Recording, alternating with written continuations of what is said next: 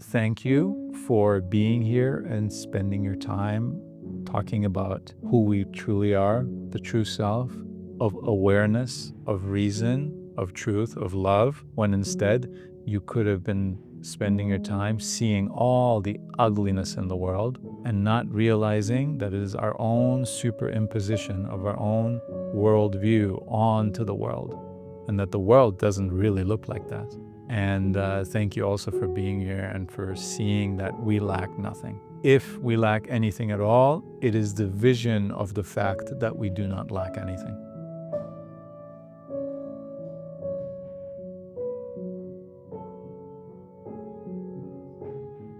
People sometimes struggle with the feeling that we are behind in life, and that is compared to the others, whether it is regarding our careers, relationships, achievements, uh, even when we logically know that comparison is basically unfair. If the mind naturally uses comparison just to understand what it is in life, then do you think the goal is really to eliminate it, or to change our relationship with it so it doesn't turn into self-judgmental pressure? Um, in other words, can we still see where we are in relation to others or to time without turning it into a story that says, we are behind, we're not enough, etc., etc.?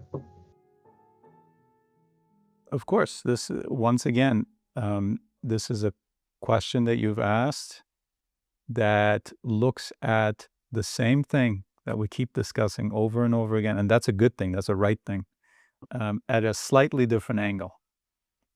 And this is what the mind is going to do until it wraps itself around something. Okay. We're going to have to look at the same thing from slightly different angles, right? Here's the one thing in the center, and we're going to have to look at it from all angles until we really understand. And because I think it was actually you and I who maybe talked about the logistical and the non-logistical, the physical and the non-physical before, right? And this comes back to that. And so I appreciate your question because even though this is a different question, the answer is the same. And if we learn to ask questions, I find, that lead to the same answer always, that's when we know that we are asking the right questions, there are wrong questions, right? I mean, let's be honest. There are questions that are simply lead nowhere, or that get us caught up in nothing. And every second spent on nothing is a second not spent on something.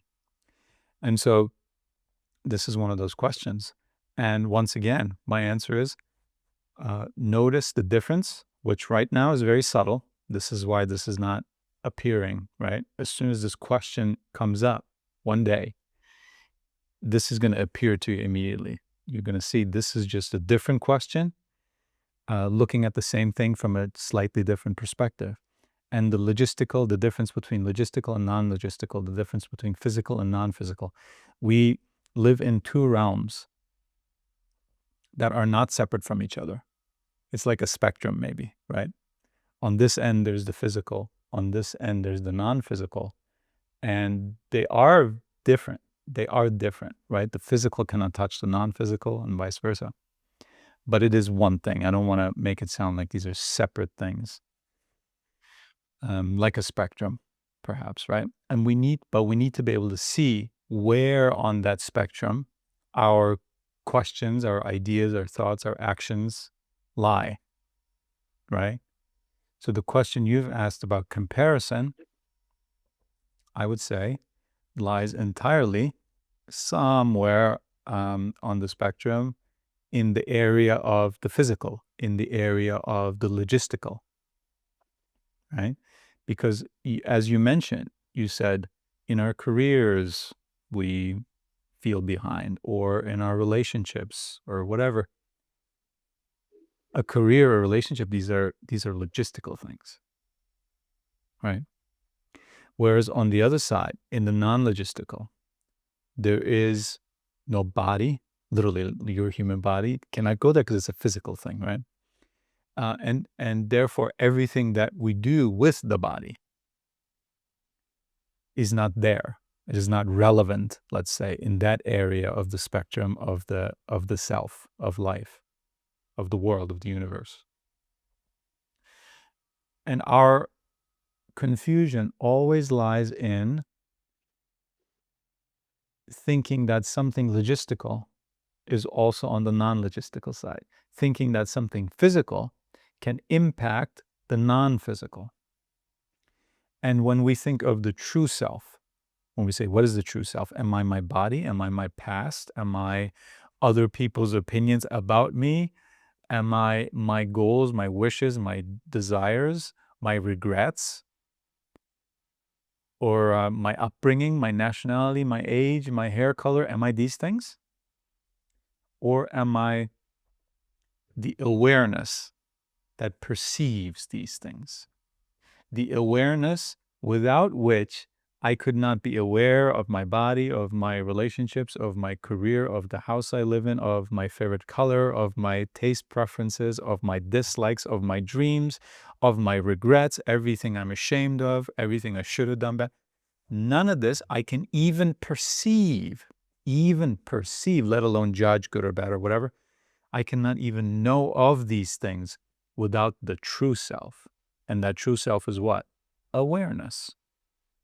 I am the simple, fundamental sense and reality of being, without which anything we do is not possible. And that awareness, that true fundamental sense of being, where does that lie? Is that physical? Is awareness just a physical thing? Or is it non-physical? Is it a logistical thing? Is it something we do, something we plan, something we service, something we use? Or is it a non-logistical? Is it that which discerns and makes use of all the logistical and physical things? This is always the questions we need to ask ourselves. And we, of course, need not and also should not get into this whole conversation that we're having right now in our heads when we're trying to do this, because that's when thoughts come in and that's when little things can get out of hand. We can go into rabbit holes, right? But what we can do, simple thing, to have all of this conversation in one moment, is simply to ask, for example, when the thought comes, oh, I wonder if I'm behind in life, whatever that might mean, right? I wonder if I'm behind in life. One question: who is speaking right now? Who is speaking right now? Identify yourself.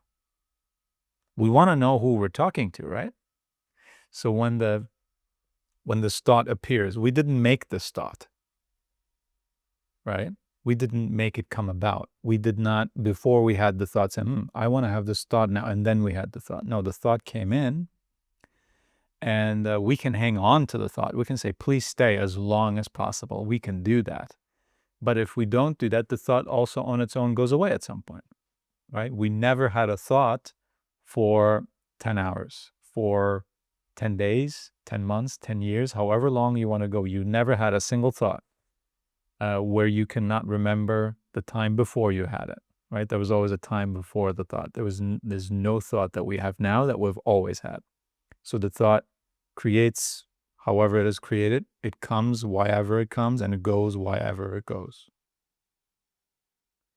So the thought is not you. You are observing the thought. You're saying, I had this thought. This occurred to me. So whenever a thought comes to you, whenever a voice speaks to you, whenever something occurs to you, all you have to say, ask, is who is speaking right now? And then you can notice, well, behind in life, okay, where does time exist? In the physical or in the non-physical? In the logistical or the non-logistical? Where does time exist? I would say it exists in the physical, in the logistical, right? And where does a career exist? When we say I'm behind in life, what do you mean by life? Well, really, what I mean is my career, let's say. Okay, where does career exist? In the logistical or the non-logistical? In the physical or the non-physical? That too in the physical, in the logistical. Okay, so now we really know who's speaking. Who's speaking is this person, the personality, the image that goes to work and comes back and makes a living, or has a hard time making a living, or oh, now they're doing much better. Oh, now they're doing much worse. Now COVID, right? And now relief. Okay, we're going back to normal a little bit. That person is speaking right now. That person is feeling behind in life, or is wondering, am I behind in life? Or compares themselves to others and says, oh, I'm much ahead. I am much ahead than this person. I don't know what I was worrying about. Whatever is being said, it is being said by this person. Now, the ultimate question is, are you this person? Or is this the person of you? Are you this person? Or is this the person of you? Right? Because this person too can go away, and in fact does go away, right? When the career goes away and we've identified with the career. Some people, I mean, you can say, okay, that's just one of my identities. Some people lose their family, their careers, pretty much all of their body, right? The use of most of their body, their entire memory of what has been till then, and all, therefore, their goals, dreams, and desires and wishes in one day. There are people who this happens to. So now after that, is the person gone? Because the career is gone, the family is gone, the health is gone, this and that, the house, the memories, even everything is gone. So is there no one there anymore? Is it evaporated into air? No, the person is still there. And so the person of them went away or changed severely, or something almost insane happened to them, to that person. But the true self, the awareness, the being, the existence is still there. And then many people, this is an opportunity for so many people to say, wow, all these things I identified with, which were taken from me by accident, by war, whatever it is. Wow, I realize now that was never me, because I thought it was me, and now all that's taken away from me, but I am still here. I am. And so this is an opportunity to either say that, or to say, I've lost everything, and now I'm going to rebuild. Okay, I used to be this. Now I'm going to be this. Now I'm going to identify with this and this and this and this. So build a new identity. When you lose your identity, you can either build a new identity, or you can realize that that was never you, and then never build a new identity. Or, which is the most wonderful thing, I think, we can have a person of us, we can have a personality, we can have an image, we can have a little person running around, making a living, coming back home, getting frustrated that the fridge just broke, even though they just bought that 2 years ago, or the dog is sick, or no, wonderful, now I'm getting another dog. My dog's going to have a friend. All these things are occurring in this person's life, but at all times I am seeing the person, and I am never thinking that I, the awareness, the true self, the being without which nothing is possible, I am not thinking that I am this person. I am never saying I am this person. I'm saying this is the person, this little thing right here. Cute little thing, good little thing, okay? But it's just a little thing. That is the person of me. And when you do that, you can still think about the career. You can still, instead of judging, which is what so many people do, you can now discern. The difference between judging and discerning is that there's no emotion involved, pure reason. reason guided by love, reason guided by justice, reason guided by truth. Now we can discern with love, justice, and truth rather than judge with anger, regret, and desire. What a big difference. So now we can discern, is this person behind in their career? Okay, maybe this person is a little behind. Is this now a reason for regret, shame, resentment? The world is against me. Well, I'm applying for promotions, but I never get them, and that's unfair. Do we want to live like this? Or do we want to say, objectively, yeah, okay, I guess for my age, for my education, for this and that, not quite there where other people that age with that education are. Now, is this a problem? No, to the true self, certainly not. But okay, we want to make more money. Absolutely fine. There's nothing wrong with that. And so what can we do? Let's discern what can we do rather than judge whom we can blame for this. And so many people, when I say judge and hate, they don't even judge and hate other people only. They judge and hate themselves. And this is where we get into that funny contradiction. Who is hating whom? When we say, I have so much disappointment, so much self-hate because I'm behind in life, behind in career, whatever.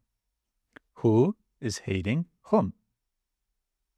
And now we know who's hating whom. The person is hating the true self. The awareness, the simple being, which has no opinions, which has no shame or regret or desires or wishes or judgments, but which is the source of every single action and emotion and thought.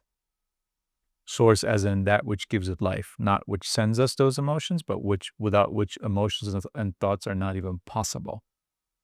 Without you existing, you cannot have a thought. Without you existing, you cannot have an emotion. So simply saying, who is speaking right now? And if it's something that is not acceptable to discernment, to that pure reason guided by love and truth, the question might be, or the thought, the emotion that comes might be dismissed altogether. I'm saying, who's behind in life? And why is that a problem? Pure reason guided by love and truth will ask you this then. Say, why is this a problem? And the little person that wants the career, that feels so neglected, that feels so discouraged and so disappointed, will say, well, it's good for me to have a great career. I want to make my dreams come true. And I wanted this forever since I was a child, and my parents want to be proud of me. I want to make them proud. And the reason was, okay, you need to go sit down, calm down. Okay, none of this is a problem. None of this is a problem. And so how else is peace possible? I want to know this, right? This seems to work for me. This seems to make sense to me. And if something else makes sense to someone else, that is excellent for them. I wish them well. I wish them the best. But I wonder, how else is peace possible? And isn't it amazing that peace is possible with so simply? Not by attaining the career, not by having to get someone else's approval, not by being liked by someone or being highly regarded, having a great reputation, making a lot of money, not with all these things which take so much time and so much effort and are never guaranteed and are always under the danger of peril. But this true self can look at that and have no problem with anything. Yet at the same time, it is still allowed to go for whatever career, to go for money, and I want to have a lot of friends, and I want to do this and that. Fine, if that makes sense to you, and you've discerned that to be a right and proper thing for you to do, then not only are you allowed to do it, you will be in the best position to do it. Without anger, without resentment, without frustration, without blind desire that doesn't even let so many people sleep at night because of desiring of what they do not have, of what they cannot have so many times even. And that's another thing. Maybe my desire is to be a top athlete in something, and it's literally, physically, logistically impossible. But I've identified with that so much because I wanted that since I was a child, let's say. So now, is peace impossible for me? So now, is happiness out of reach? Very much so. If I identify as this person who wants to be the athlete but cannot be, but still wants to be, then yeah, how can I ever have peace? But if I know that this wannabe athlete is what the person of me wants, and it's only what the person of me can even achieve, the awareness doesn't even have the body to do that. And it's not interested. It doesn't have a desire or an aversion towards it. And so this is the most beautiful thing. Everything is allowed. Nothing needs to be suppressed. Nothing needs to be ignored. Nothing needs to be denied. Nothing needs to be hated or resented in any way whatsoever. Everything is still possible. And in fact, the person with this understanding, with this disposition, is the one, in my opinion, the one who has the highest chances of attaining anything, any desire, any career, any whatever. But again, they're not going to need it. They're just going to say, this is the right and proper thing to do. I have so many years on this earth, and I have a body. I have certain resources. I have a certain amount of time. This is what I want to put that towards. I think it's a good thing to do. Go ahead, by all means, and find other aware people with this understanding, perhaps. This would be a delight, wouldn't it? To that person even, to come in contact through what they do on this earth with other aware people. I mean, what a wonderful thing. Yet still, this does not make the true self better. And if things don't go the way that this person wants, it does not make the true self worse. Peace always. Peace never as something that has to be attained. Peace never as something that has to be achieved, proven, be worthy of. No, peace is your birthright. And I say birthright only because I find that to be the grandest word possible for entitlement. But it is not even only a birthright, it is something we already have. We are sitting on it.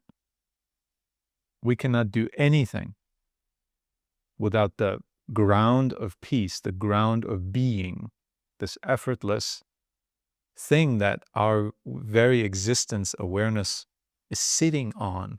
Without it, it would have no ground to operate on, good or bad. And so this is what we're trying to gain the vision of here. If we're trying to do anything, if we lack anything, it is this vision. And we're not the first people to do this either. So I don't even know what we are so afraid of. I don't even know what we think we cannot do and why we can't do it. Everyone's doing this. Everyone who is coming in contact with this and says, I recognize this as truth. This is connecting with me, and I'm going to give it my time. I'm going to give it certain resources. I'm going to make it my own. I'm going to find my own personal connection to it.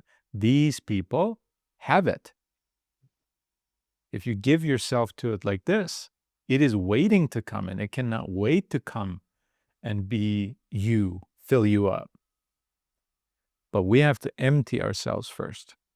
We have to empty ourselves of the confusion between logistic and non-logistical, physical, non-physical. What is the true self? This is why the ancient Greeks are saying, know thyself. When you know thyself, you know everything. And you can do everything. And knowing everything, that includes peace. And so I think you'll agree with me, it is once again an issue of the vision of the true self, which includes the vision of what is logistical, what is non-logistical, and can these two things touch each other? Can the physical touch the non-physical? It is only a vision of this. Does that make sense? Yeah, it absolutely makes sense. As you said, at the beginning, it goes back to the same thing that we discussed the last time, which is you stay with the thought. This is the first thing.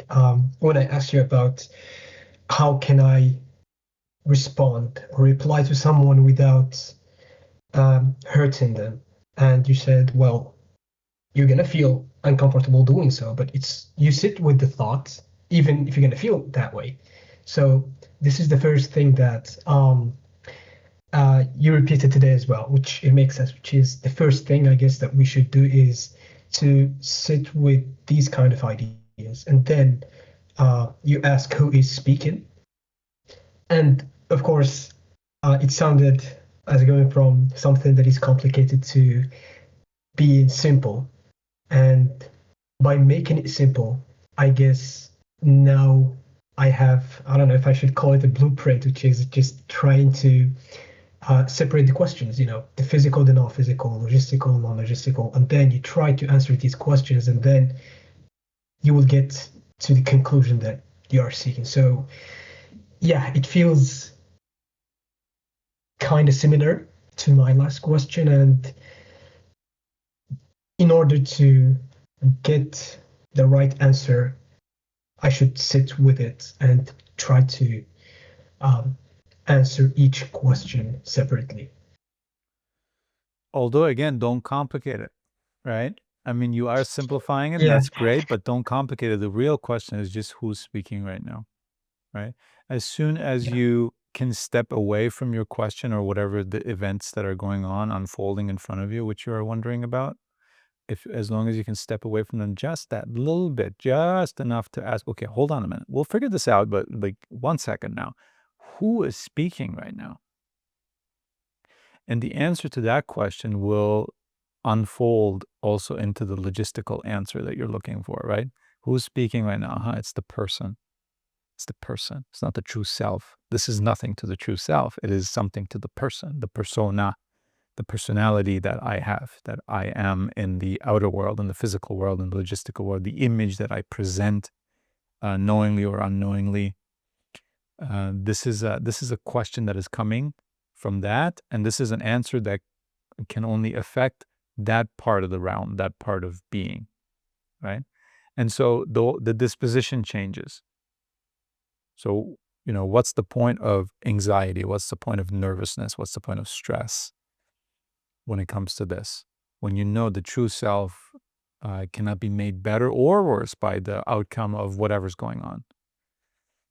So we need to know what we're talking about, what we're deliberating about. Isn't that the most important key to any logistical or non-logistical question, to figure something out, to know what we're actually talking about here? I mean, that's really all this is. And once we know that, we can say, okay, so this is a career thing, this is a physical thing, this is a logistical thing. So let's think about it logistically. Let's not think about it so emotionally.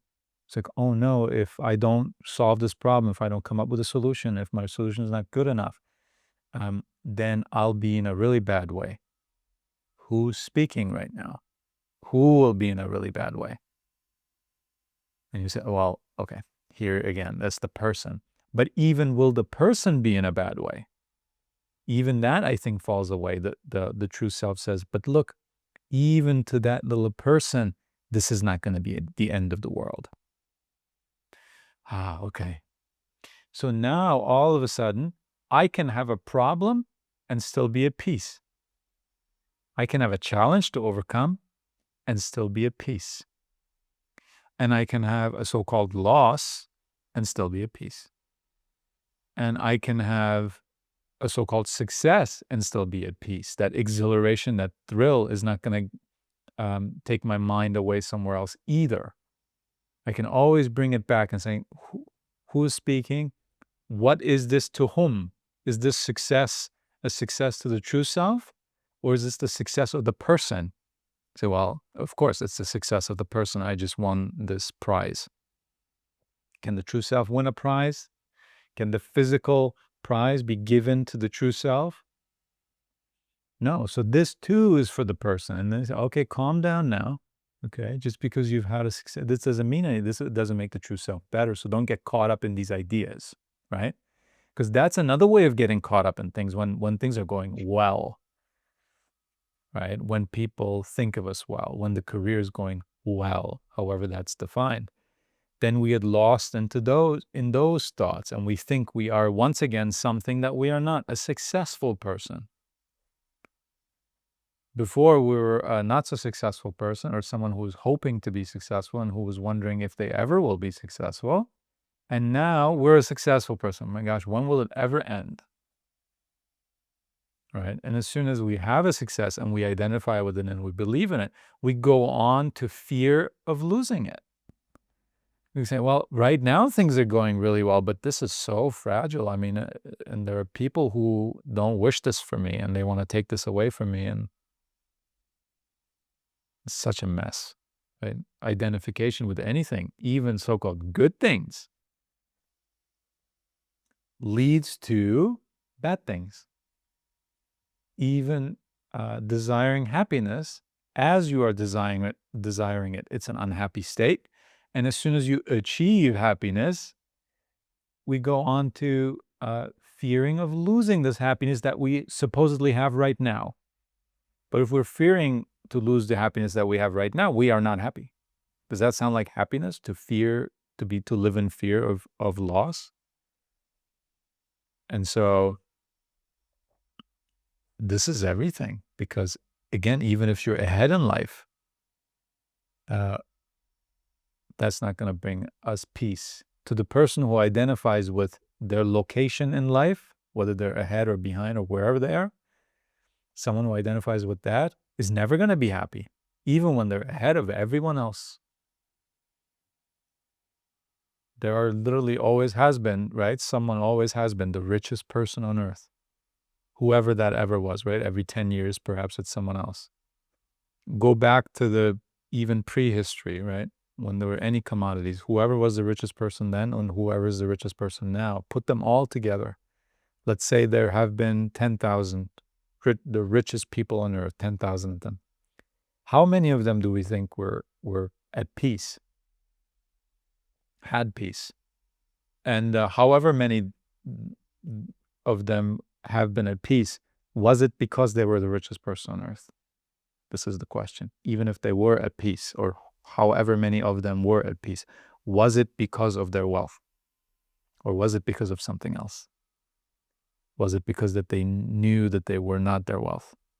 And when they used to be poor, was it because they knew they weren't? That wasn't them. So these are questions to ask. Only as pointers, right? Not to write a thesis on, not to prove it to someone else, not to discuss it with someone else, but just as pointers and say, okay, I wonder which direction, left or right, left or right, left or right. And if we consistently see ourselves going one way or the other with these questions, then that points also to some truth, to some fact. And I think ultimately these kinds of things point to the true self, and what is real and what is not real. Points to these things. So, and the question of the fortnight could not be more relevant to what you are asking. The question of the fortnight right now is, what will you be when you grow up? And you can answer that if you'd like to. I'm just asking, and I'm not expecting you to answer it. Maybe you haven't thought about it. Maybe you don't want to answer it. That's totally up to you. But if you want to answer, what will you be when you grow up? Yeah, sure. That's a good question actually. And I'm not gonna lie, I don't have like a final answer to the question. Maybe because, as you mentioned before, I complicate things before I give an answer. But I try to think about the question, and I was just writing about it, and I reached a point where I was like, the last time I heard this question was maybe before graduating high school. Maybe that was the last time. And then it stopped being asked. And then I was thinking that it sounded as, or it seems as an assumption that human identities somehow seems as a destination, and that there is a fixed point in time or some future, a completed version of me towards which I am somehow obligated to aim. And it assumes that becoming is a problem to be solved and that adulthood is the resolution. And when I was thinking about it this way, I was just writing and writing, and the word that kept showing up is becoming. So I was like, okay, becoming this, becoming that. And I remembered what you did the last time with the word understand and how you tried to define it. And I was like, becoming is a good word. You know, it's showing up a lot. And I was like, it seems if we can separate the word, we have be and coming. It's like two words fused into one. And we have a state of existence, which is be, that is perpetually arriving, coming. So it's not be arrived, be here, it's coming. So it's always mid motion and it's never finished. And when I had this, I just stopped and I was like, so maybe this question is timeless and maybe it doesn't have an answer, which is I am always becoming something and I might not have the final answer anytime soon. So I was like, okay, I'm just gonna stop here. So this was like basically my conclusion. I might be wrong. So yeah. Wow, that is so amazing. And you're absolutely right. Becoming is always, the word itself is telling us being is coming. It's going to come. If you do this, if you do that, perhaps this and that, right? It's coming. And once again, when we ask, is the true self becoming or is it already?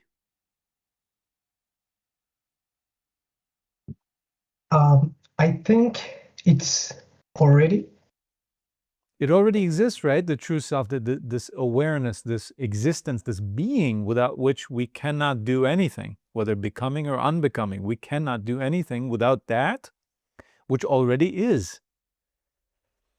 And the true self, again, once everything logistical, everything physical has been taken out of any definition that is so crowded with these things of the true self, what remains? You know, age is not the true self. Nationality is not the self. Even time does not factor into the true self. The true self, the person has desires, wishes, and shames and regrets, but the true self does not have that because the true self has no memory. The true self accesses memory. It accesses the mind. It accesses the senses. But the true self is not the senses. And the true self is not the activity of this body in the past or now. And so the true self has no desires. It has no dreams of becoming this or that. It already is. It already is the existence of every single thing we do in our life. Without this being, which already is, which is not becoming, it is already fully there. Without that, we cannot do anything. Yet, we keep thinking that with this already existent, perfect, really, being, we still need to go and become something with it, using that as a tool or something, I don't know, as a vehicle. How? What can be better than this? What can be better than this timeless, changeless, fundamental, I am existence, which the physical cannot touch, the logistical cannot touch, its house can burn down, its entire family can move away, yet this true self, the self, cannot be made better or worse by that. It still exists the same way. It still is. So who is speaking when we're saying I'm becoming, I need to become? Who is speaking? It's the person. It's not the true self. So that's an amazing, amazing realization that you have. And then one more question about this realization. Is peace a movement or is peace stillness? I would say stillness. Right. Peace does not need to go somewhere. Now I can be at rest. Now I can be still. Right? Peace is stillness. Peace is stillness. And so, but becoming is a motion, right? Or is becoming a stillness? Is becoming a motion or a stillness? No, it's emotion, yeah. Okay. So do you see from the simple realization, when I say simple, I mean fundamental realization that you had about becoming what already the truth that is in the word itself, we are seeing, who's becoming? And is becoming motion or stillness? And is peace stillness or motion?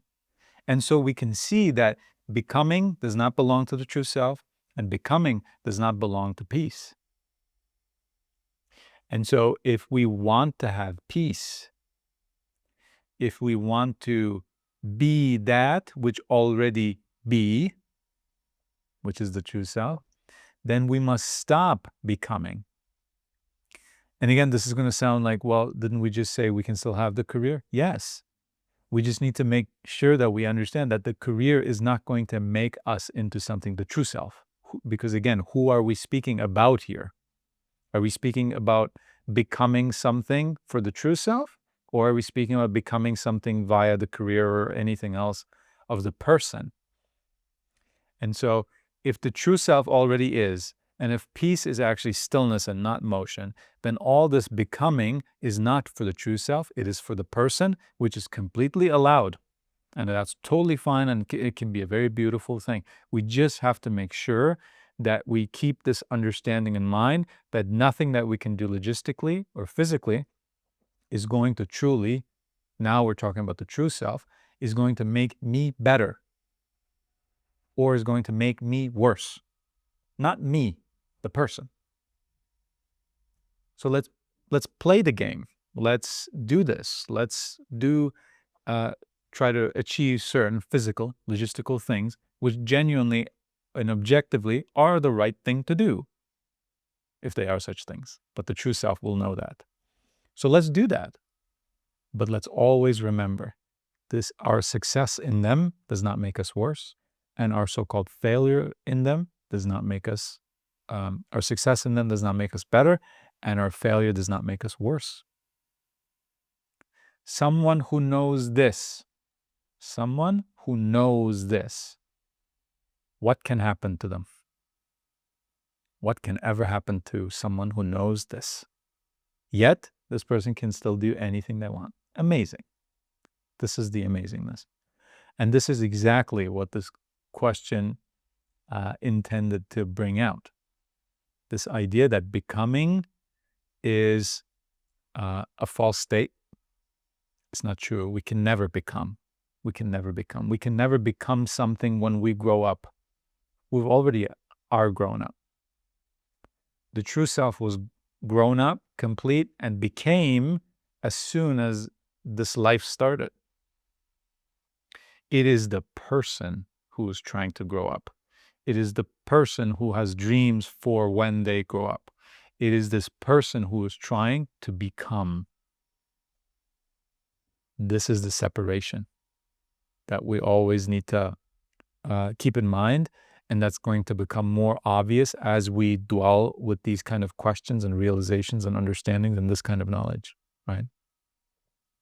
Who's the one becoming? Who's the one who's already is? This is the amazing thing, right?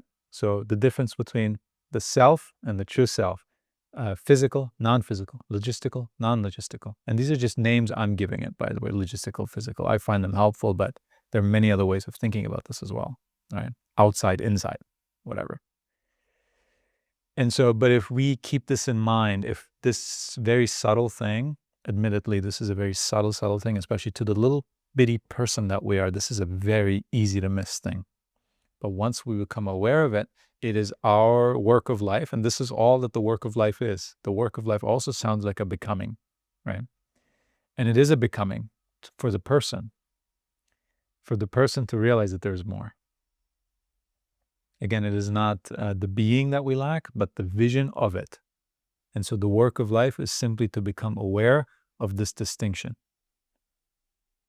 Once we see this, the work of life is completed. And to do this work of life, we need nothing than a few pointers from maybe a few friends and some logistical, physical time and some obstructions, physical or non-physical, to be removed from in front of our vision. But once that is done, That little bit of being, becoming is accomplished. Once that is accomplished, it's over. And you can, like I said, still do whatever you want physically, logistically with your life. But it's simply not going to take you in and out of peace anymore. And so this is what the question intended. And I'm glad you are seeing this. And this is the vision. This is the vision I'm talking about this whole time. Merely talking about it makes it sound like more complicated than it is. It makes it sound like more special than it really is, because this is not special at all. This is for everyone. This is for all of us. And it is not difficult, and it is not complicated, because truth is simple. Nothing that is not simple can be attained by everyone, but truth can be attained by everyone. And so this is the simple truth. Every time something happens to you, to whom is it happening? Every time a thought, emotion comes, who is speaking right now? If we keep this distinction in mind, not a single thing can happen to us. Not a single thing. So I appreciate that very much, your question and your answer to the question before tonight. This is amazing. And I have to say, I haven't looked into the word become myself. So that might be a good word for the newsletter, perhaps as well, for other people to become aware of this distinction. We'll see what the word origin of all that is and how it came about, but it might be very interesting. So, but already what you've made out of it is the most interesting that could possibly be. So thank you so much for that. Thank you for pointing out the word understand to all of us, because if I didn't hear that example, probably I would just read the word as it is and just pass by it. But I was like, let's just analyze it a little bit, because it's coming up a lot. And yeah, so thank you for that. Always be looking up words. This is my recommendation to everyone and anyone. Always be looking up words. The word origin, which is this is a scientific thing, right? To look at the dictionary and to see how it came about, anthropology, the realm of ideas, how this come about. That's history, and it's philosophy, and it's so beautiful. Looking up word origins can tell you so much. It is so interesting and so edifying to look up word origins. So I always do that. And some of the most amazing insights, as I would count one of yours to be one of those as well, come from doing that, looking up word origins. So highly recommend it to everyone. And it's so easy. Pull out your phone, type in become word origin, understand word origin. It's the most fascinating thing to do. So thank you very much. Once again, thank you very so much. enriching, and I'm gonna move you to the audience for now. As always, with great gratitude. Thank you so much. And Thank you. I will invite our next speaker. And once again, wow, what an amazing conversation. What an amazing insight. Look, two people speaking to each other. This is all this is. Has this ever been anything else? It's two people speaking to each other. We haven't referenced any books. We haven't studied anything that is somehow enables us to do this and other people can't. No, this is just two people in their free time, without even most of the time knowing each other's names. I mean, nothing matters. This is the power of the living word. And the person who's coming up was wondering about this at some point. What is the difference between the written word and the living word? This is the living word. This cannot be written, because it's a back and forth, and it's an understanding, it's an exchanging of insights, and it's a building on each other and building together and this vision. And it's the most wonderful thing. So once again, thank you very much. And I've invited our next speaker. And hello. Hi. Hi, can you hear me? Yes. Hi everyone. Hi Atish. Hi. I hope you're doing well. Yes. Last time we talked about imagination and vision, and I liked your insights about it. And this week I wanted to discuss a similar topic that has interested me for a long time now, and it's the concept of the artist and the muse, and especially in portraiture. I find portraits really interesting because they almost preserve a person. They like freeze a moment in a way. They kind of immortalize them through the artist's perception of them. And this actually made me think of you because I know you've been a muse for a well-known artist, and I've seen some of her works of you actually, and I found them really fascinating because there was something very soft and perceptive in the way she captured you. It almost felt like she wasn't just painting your face, but something she perceived through you, behind your physical appearance and persona. And it made me curious about the experience from the other side, from the muse's side. And I have two questions. What does it feel like to be repeatedly interpreted through another artist's vision? And why do some people become a source of inspiration and others don't? Those were my two questions. Interesting sort of fun fact about our philosophy, some of the people that we read in the kind of philosophy that we like. Some of us might be familiar with Plotinus. His name is close to Plato, and he actually was a Neoplatonist, meaning he was of the school of Plato, but hundreds of years later. And he's actually a very, very interesting person to read. Very, very difficult writings. I mean, he was one of those philosophers who seemingly knew everything, all the way from the physical, how the planets go about in the universe, all the way down to the true self. And as far as I know, he only has one big work in which all this is contained, and his name's Plotinus. Maybe someone can write it in the chat. And his work is called the Enneads. And that sort of was the work that started it all for me in terms of seeing the non-physical behind the physical. And it really showed me that, as I put it now, that behind the visible, there's the invisible. And behind the invisible, there's the inconceivable, right? Because we can see physical things, of course, with our physical vision. And we can even see that these physical things would not be possible without the certain invisible things behind them. It's sort of, this is a very simple, profane example, but the house is built because of the invisible intention, the invisible vision of whoever is building it or whoever's designed it, at least, right? So we can clearly see that behind every house, there's a certain invisible something that we might not even fully be able to know, but there's something clearly. Behind the visible, there's the invisible. And behind the invisible even, there's the inconceivable. That from which all that is visible and invisible comes from, without which it cannot exist. Right? And many people might call that God, but really to me, God is the inconceivable, the visible, and the invisible. It's everything.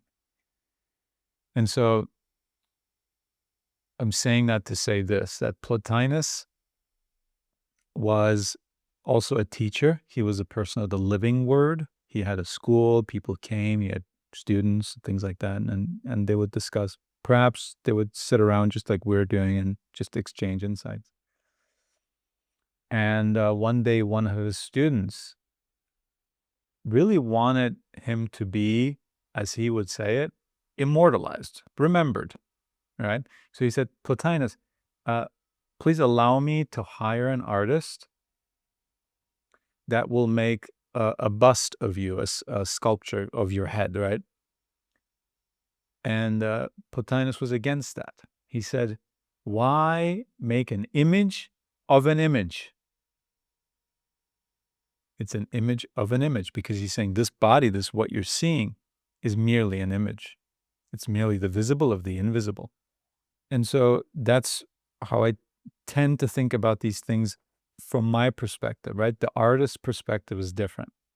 They're seeing something in the visible that is perhaps invisible, and that's what some of the best artists do, right? I think they portray the visible to portray something invisible, and for that invisibility to also make us think of the inconceivable, of God, of being, of everything, right? And so I believe this is that kind of thing. And why anyone would ever be interested of making an image of this particular image that you're saying could only be the ideas that we share here right now. It is, again, that kinship that we're talking about, which transcends everything, right? Someone, whether it is us reading Plotinus or Seneca or Socrates and recognizing kin there, or us meeting on the street and having a simple exchange and seeing that, this person too believes in this or that. It is like that. And so an artist might say, okay, that makes me want to portray this visible, this image, in order to point to certain invisible things, right? But to me, that's, again, a sort of a point where things become special. It's like, okay, this person is special because through this person or this object or this scenery, right, for landscape painters or photographers, can these invisible and even inconceivable things be portrayed. I think this is in everything, and it is in all of us. If it wasn't in all of us, I wouldn't be here. I wouldn't do this, because why talk to anyone else if I believe that this is not everyone's birthright and this isn't inside of everyone? So you have to ask the artist of why some people can be an image of an image, and others are best left alone to be just one image and not to make an image of that image. I don't know. I don't really know.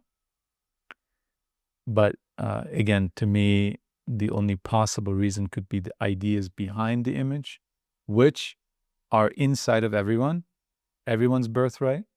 Everyone is made to be able to perceive truth.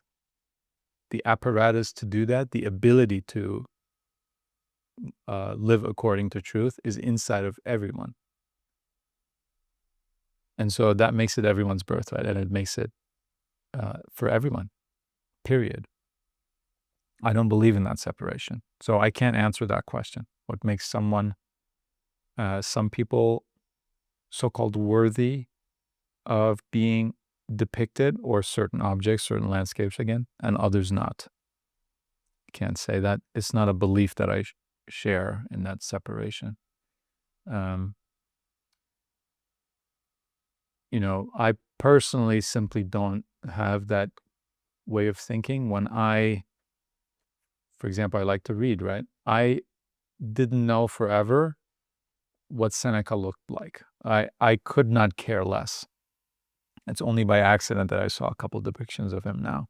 Or it's the same with Socrates, or anyone else. So many people are wondering, what did Jesus look like? I literally could not care less. Could not care less, because I already know everything about this person. Right? I mean, what does it matter if Jesus was a woman? Totally different than what we thought, right? If whatever if he didn't have a single hair on his body, if he had that disease, alopecia or whatever it's called, what does it matter? What does it matter? And so if you want to know Jesus, you know him by his ideas. If you want to know the Buddha, you know him by his ideas. If you want to know Simone Weil, another one of our favorite philosophers, you know her through her ideas, not through her image. But again, this is no judgment on any kind of art. Art is, of course, beauty, and art is, of course, a pointer to truth and the inconceivable. And it's one of the needs that we all share to make art. We think of artists as these specialized people who are allowed to make art and who are able to make art, and we're not. No, we make art ourselves too. It's a book in one of my reading recommendations, right? Ellen DeSagnake. What is art for? You can read that book. It's very interesting. And it shows you that art has always existed in every community, in every society, in every community. Without art, has perished. So it's a vital thing for all of us to do. So again, there's no specialty there as well. But to the person who does this as a full-time activity, right, even makes their living with that, that's a logistical, physical question for such an artist to ask, right? Why does something interest you more than other things? And it might be a very interesting discussion, but it is more so logistical one, I think, than a non-physical one, in which time, interests, the very materials with which we all do make art, it doesn't exist. So I can't fully answer that question, right? Thank you.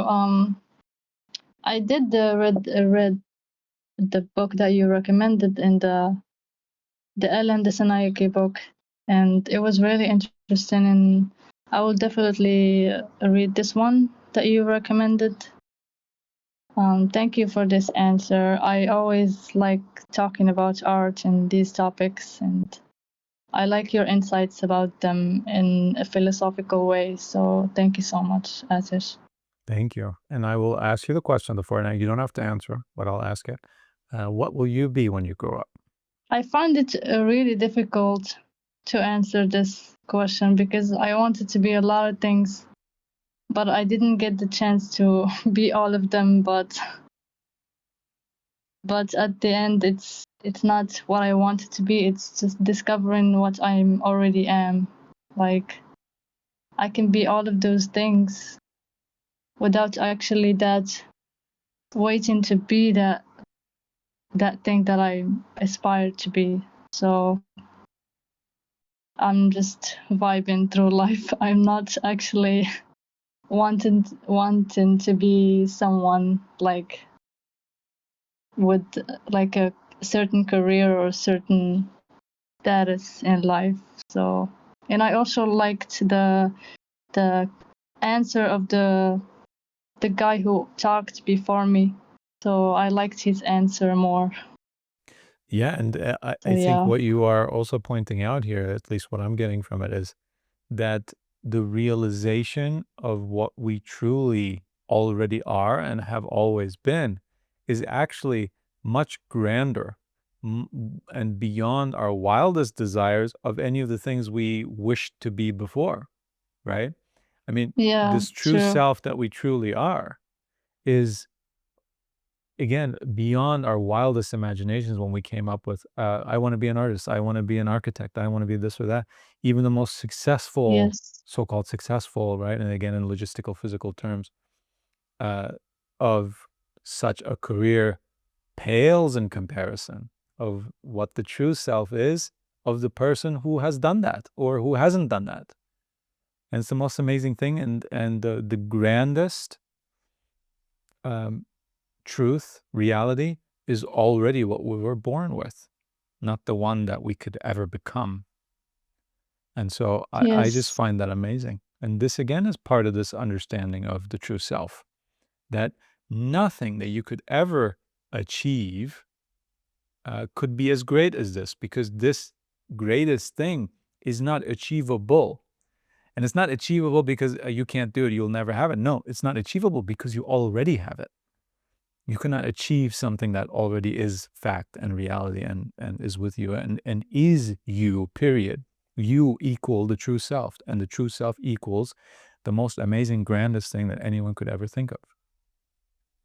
And so there's a lot of beauty in that. And see, for an artist to then, this is what it gets me most excited when I see artists or any kind of creative maker, designer, aware of this.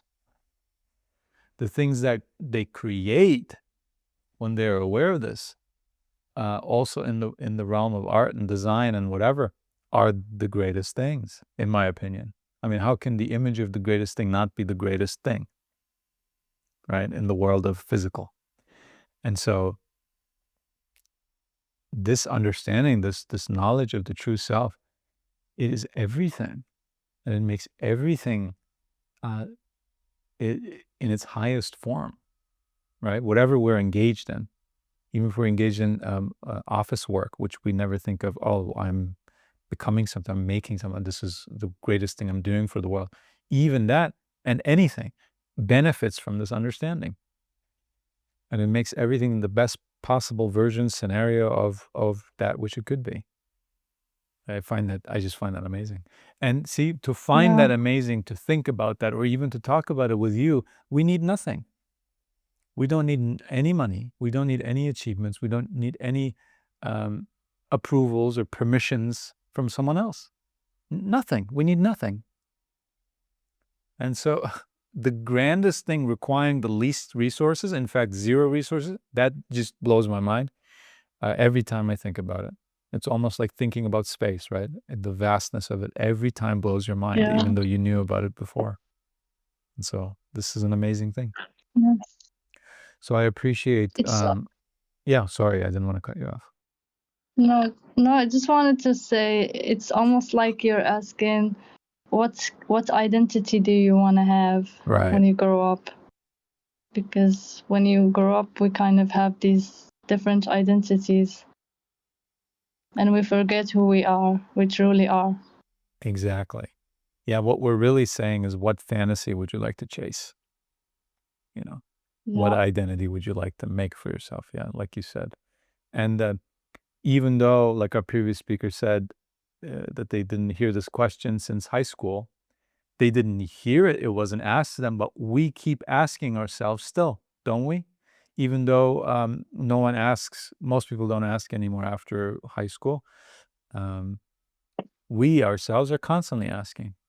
40, 50, 60, 70, 80-year-old people are asking themselves this. And they might not even realize that, well, I already have grown up, And then there's the flip side, of course, of people who say, well, it is what it is at this point. Nothing can change. I can never be happy. I can never find peace. That time passed. It's so funny. Both sides of this knowledge are so similar to each other, even though they think they are the complete opposite of each other, right? The lack of ambition because of, oh, I'm nihilistic, I have despaired, is the same as the height of ambition, saying I can achieve anything I want and I must and I have to. They're so similar, but they think they're the opposite. Only here in the middle are we really doing something different. Different from bad, different from the changing, different from that which is open to physical decay and attack and all that. Now we're doing something different. Now we're seeing the timeless. Now we're seeing the immortal. Now we're seeing the non-logistical, the non-physical. This is becoming clearer and clearer and clearer. And with it grows the experience of peace. Not peace itself, because it was always there and it's perfect and it's fully there. But the vision of it, the experience of it is growing. So thank you once again for your question and just for your intention, of course, that you bring here, and the openness and the insights once again. So thank you very much. And thank you for speaking here again. By the way, I'm moving you to the audience, but I also want to say that you have come here now several times, and I think, I don't want to put words in your mouth, but I think you are seeing that that's doing something, right? Again, only in the physical, the logistical, about the vision, not about peace and truth itself, but your vision of it is growing due to being here and opening yourself up. And that's why I recommend this to everyone. Speaking here and gaining insights and perhaps having a very, very, very interesting conversation is not going to make you or I any better, the true self. But it is going to give us the vision of the true self more and more, if we don't already have it. I'm not saying we don't have it, right? Okay. And I will invite our next speaker.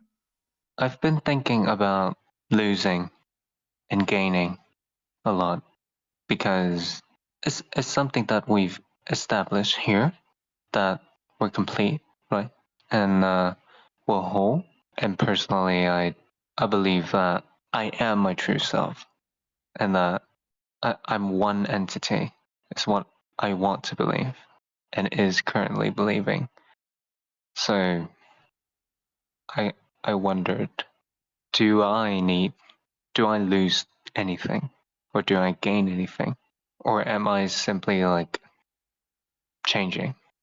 Maybe I'm confused about something, but it makes sense to me because I don't believe that I own anything. I don't believe that I own my job. I own the money in my bank account. I own the bed that I sleep in, my phone, my body. And all of these things are just things that I get to have and experience.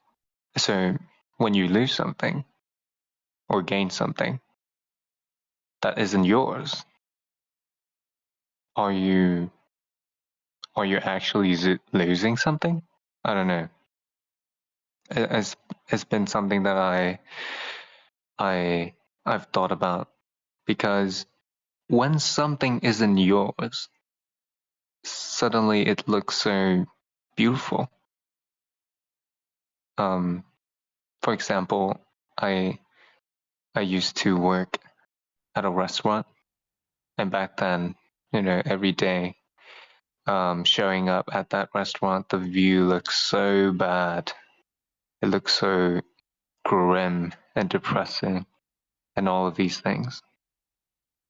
But when a customer, they come in, they're delighted.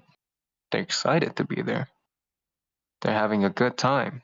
So how are we looking at the same thing so drastically different? So now that I believe that nothing is mine, everything looks so beautiful. Everything looks so like I'm not supposed to be doing anything. Whatever I'm doing, I'm doing. Whatever I'm experiencing, I'm meant to experience that. I'm trying to align myself with that way of thinking, because a lot of the time I still get tangled up with the belief that something is mine, or the belief that, oh, I need to fix something. Let me ask you this. Are you getting tangled up with the idea of needing to fix something, or are you getting tangled up with an identity which in turn believes that it needs to fix something? Huh. It's the true self getting tangled in the false self. It's you getting tangled in the not you. It is not you getting tangled in some idea or some this or that.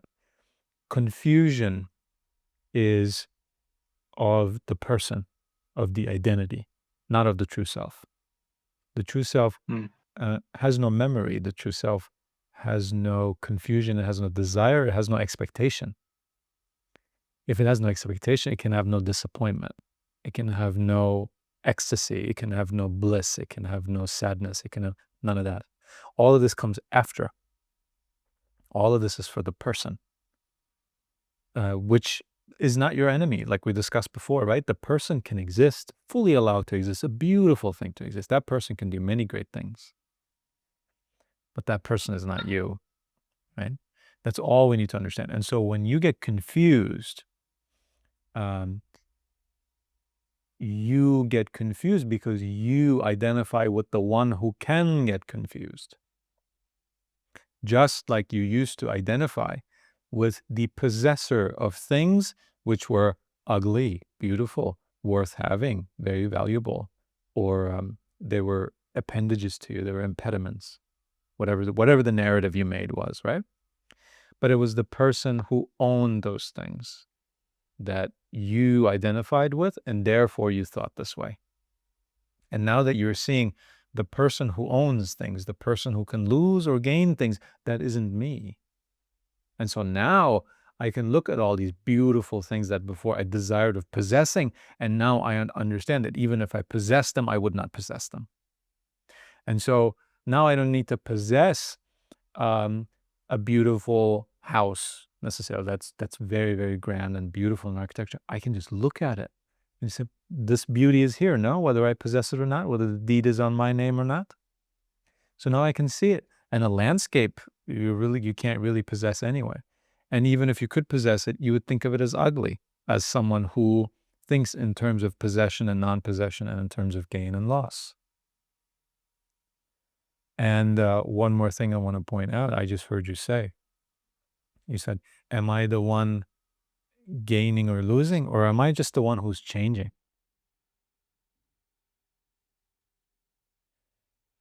If the true self cannot gain or lose, how can it change? I don't know. So the changing nature, even that is not of the true self. It is of the person. The person can change. Just like your person has changed, the person who used to identify with their possessions or their non-possessions, the person who used to see certain things as ugly, other things as beautiful, but mostly ugly, that one has changed. Now that person is saying, now I can see beauty. Now I don't judge so much anymore. Now I feel good much more.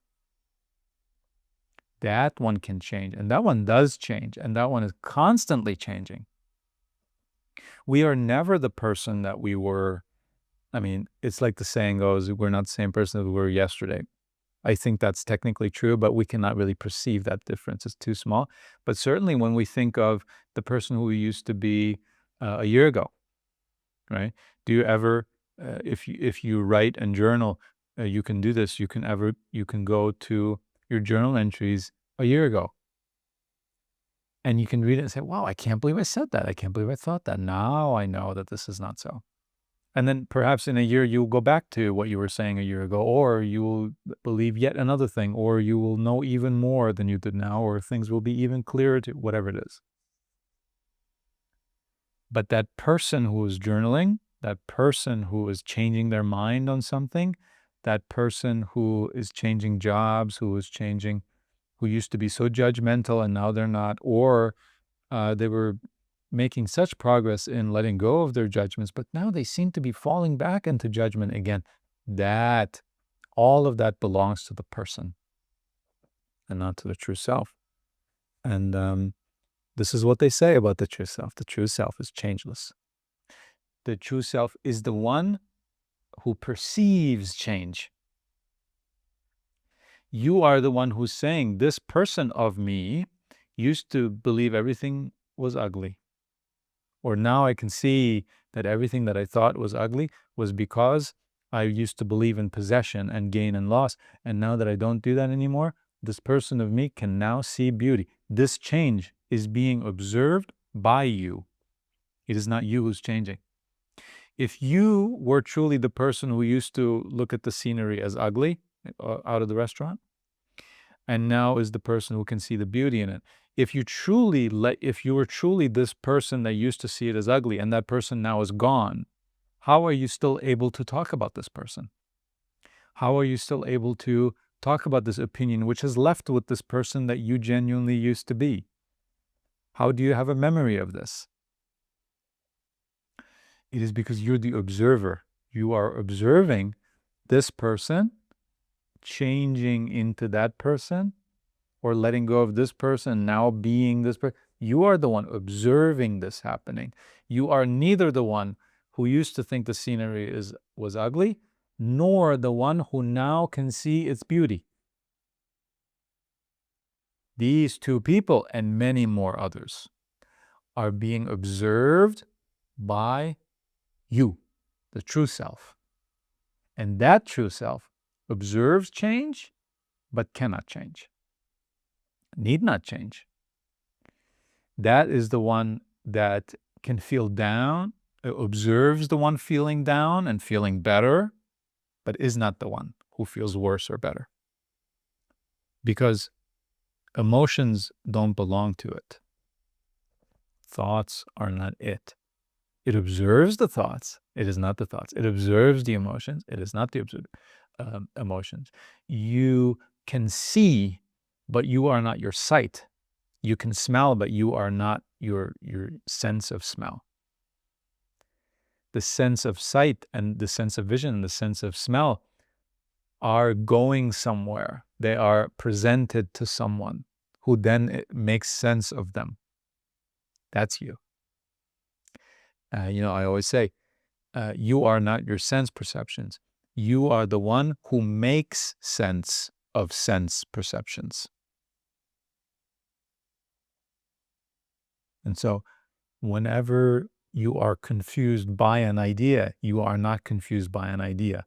You are confusing yourself with the one who can be confused by an idea. So this again comes back to the question, who's speaking right now? When we're saying, I find myself confused still sometimes by certain ideas. You've said that to yourself, I'm sure, before you said it to me, otherwise you wouldn't have brought it here.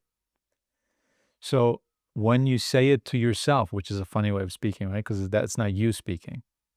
It's something you're perceiving, but you think it's you. That's why it's possible to say, I was saying to myself. No, you were not saying to yourself. The identity with which you identified was saying something to the true self. It's because you identified with it is that you think the self can talk to the self, that there are somehow true selves, two selves. But there's only one self. How can the one self talk to itself? It's an idea, which is also what an identity is. It's a mental construct. It's a construction of multiple ideas, emotions, dreams, wishes, things, beliefs, whatever they are, put together. That's an identity. And that identity seems like it's an existing thing. It's a being. It's a person, right? And so that person can speak to the true self. And it can. But you are not that. So when we say, who's speaking right now? We can ask ourselves, in that sense again, is it the person or is it the true self? And clearly, the one who is confused, now that we know the true self, or we're gaining that vision, right? What's the true self? What's not true self? Is the true self the one who can be confused, or is that not the true self? So now when we say, who's the one speaking? Well, whoever is speaking of confusion, is speaking of change, is speaking of progress, is speaking of time. Okay, so we can be sure then that this is not the true self speaking, but the person speaking, which, once again, is not a problem. It's not a problem. We just want to make sure we correctly identify the speaker. I want to know who I'm talking to. So this is why they say all around the world at all times, identification with the false self is the source of all misery. Identity is the source of all misery. Why? Because when we identify with the one who can be confused, who can suffer, who can do well or worse in life, when we identify with that one, then we are suffering. Then we are suffering because that one is suffering. So if I am that, then I am suffering. But I am not that. I am that, without which that little successful or that little failing person can even exist. Without that, there is no existence.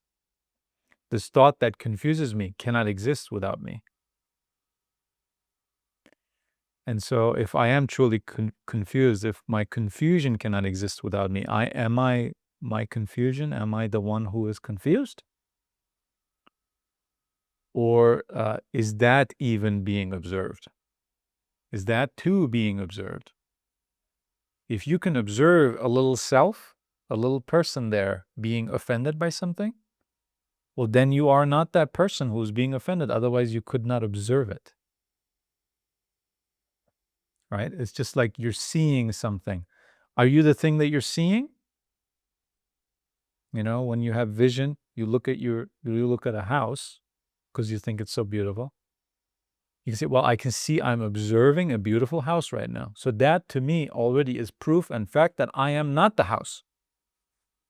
I mean, this makes sense when we do this in physical terms, right? Everything that we observe physically, we know we are not it. But for some reason, in the non-physical realm, where the true self dwells, right? We cannot do this.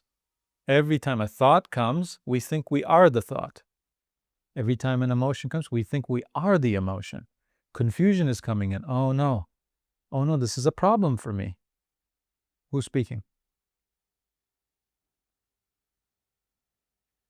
Okay, so, but I only dove into this right away because I heard it and I wanted to talk about it, right? Because that is the source of this confusion, and so I wanted to directly talk about it. But what I want to say, most importantly, and actually before all else in importance, is the amazing realization and insight that you already have. I want to tell you, without a shadow of a doubt, it is over. It is over. In terms of you seeing truth, seeing the true self, seeing what peace really is, where it dwells, if it's motion or stillness, if it's something that you already have, or if it's something that you need to achieve, that is all over. It's inevitable for you to let go of everything that has ever given you misery and that has kept you, right? Who's speaking? From peace. It's over, because this whole realization of, essentially, in a nutshell, I think what you said, the beautiful thing is, how can I lose something that was never mine? This is your realization. And this is, just to talk specifically, this is all of Stoicism. This is what all of Stoicism is trying to make people understand. And no one, very, very few people seem to actually take that message. There's so many people who say, oh, okay, I cannot lose anything because I am so strong. It cannot hurt me. No, it's because it was never yours. So many times, I think Epictetus especially talks about people, gives examples of these beautiful people who are informed, for example, of your son has just died. And the person says, is that all? And the other person says, that is all. Well, then nothing bad happened, because I did not lose my son. I never owned my son. You cannot own another human being. He was never mine. Now, does this mean this father doesn't love the son? Never loved the son? Quite the opposite. Quite the opposite. He saw him as a gift, as something that he is most graciously allowed to interact with, to have in his life, but never to possess, never to take granted. And so this person clearly, evidently, has prepared themselves for the inevitable happening that a mortal can die. Guess what? A mortal can die. A mortal is mortal. And he said, I knew my son was mortal. Should this now be a surprise to me that something like this can happen? And so is this an uncaringness? Is this a deadness? Is this a coldness? Or is this true love, actually? Because what do we want from our so-called loved ones? Do we want them to never see this coming, that something possibly could happen to me, that I could become sick, that I am immortal? Do they not know this? Why are they running away from this truth? Why are they all shocked and surprised and devastated when I get sick? Have they not prepared themselves for this? Are they so reckless, right? Socrates, when he was about to drink the poison, he sent out all the people who were crying. He said, let's get rid of these people. I mean, these are essentially ignorant people. I'm not putting word in his mouth, but he didn't want to be around them. He saw it as an ignorance. And the guard who was actually giving him the poison, the soldier or whatever, because he had to do that. It was his job, of course, to hand it to him. Even he started crying. And I think that's the scene where that is explained. He says, he talks to the guard and said, we sent all the women and the children out. Now you are crying? And this is what this is. There's no drama in this. Love is not drama. Love is not trauma. Love is not misery. Love is not loss. These things belong to hate. These things belong to ignorance, to unawareness.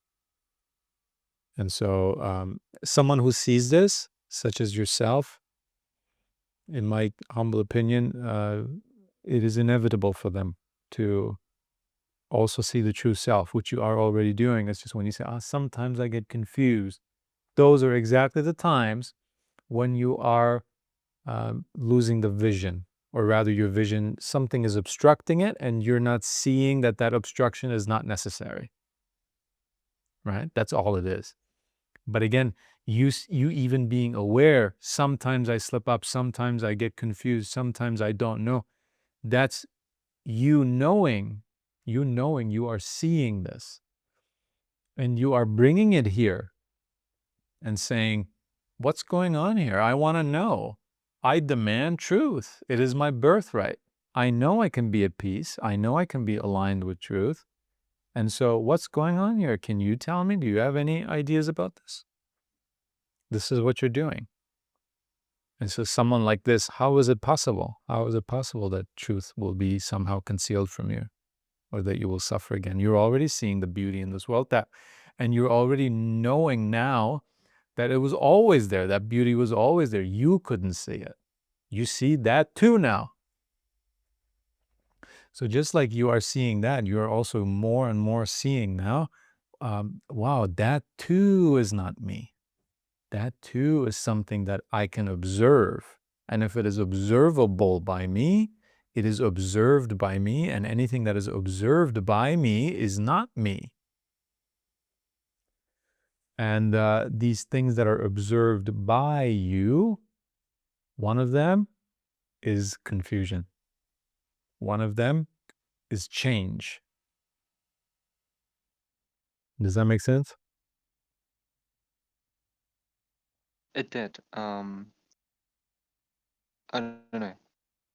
To me, I feel like this can be fully understood. And every time I come here each week, I get closer to that. This person of me, I suppose, is getting closer to that. I can't wait for one day I can just simplify it enough that I am confident in it. Who's speaking right now? I think the person of me is speaking right now. I can't wait for this to become simple to me, for me to finally understand this. The true self already is this, right? And you're seeing that too now. So yes, you're right. It is the person still speaking in these instances. But you even seeing that, whether it's because it's pointed out to you or you yourself are starting to see it, doesn't matter. That already is everything. So the more you see it, the subtleness is going to become obvious to you. And the more it becomes obvious to you, well, the simpler it's going to become to you, because only simple things are obvious to us. It's so obvious, right? And so, but again, I'm talking to the person right now. You have nothing to worry about, okay? You are going to see this. And talking to the true self right now, well, I need to say nothing to the true self. The true self already knows that they are already this, right? And so I also want to ask you the question of the fortnight. What will you be when you grow up? Perhaps someone who has this simplicity and this understanding, as you just said, but Yeah. What will I be when I grow up?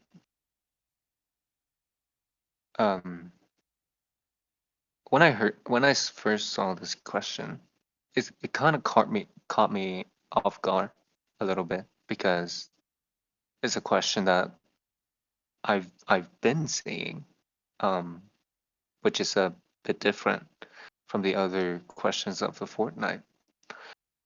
But somehow, when I saw it in the question of the fortnight, I saw it in a different lens, I guess. So then I started questioning, what will I be? It used to be so simple, this question. It used to be so straightforward. Oh, I want to be this. Oh, I want to be that. But now I don't know, and I don't think that I care to know. I feel like it's not. If I don't know it, I don't need to know it, I guess, is where I'm coming from. So I just want to enjoy the present until I'm old. Yeah, that's my answer. beautiful.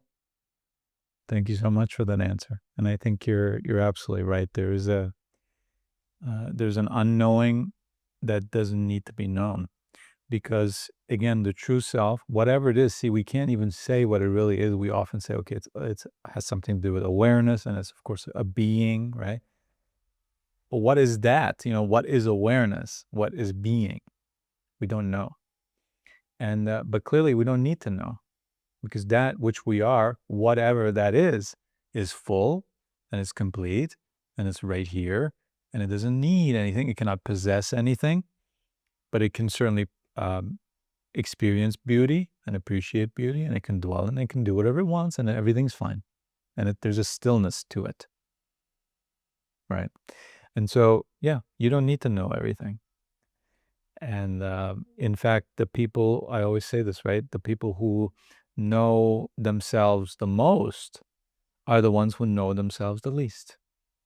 Because they might say, okay, I'm a son of God, right? I'm a religious person. I'm 42 years old. I'm from Norway. And they give you this long list of what they are. I'm a father. I'm a grandfather.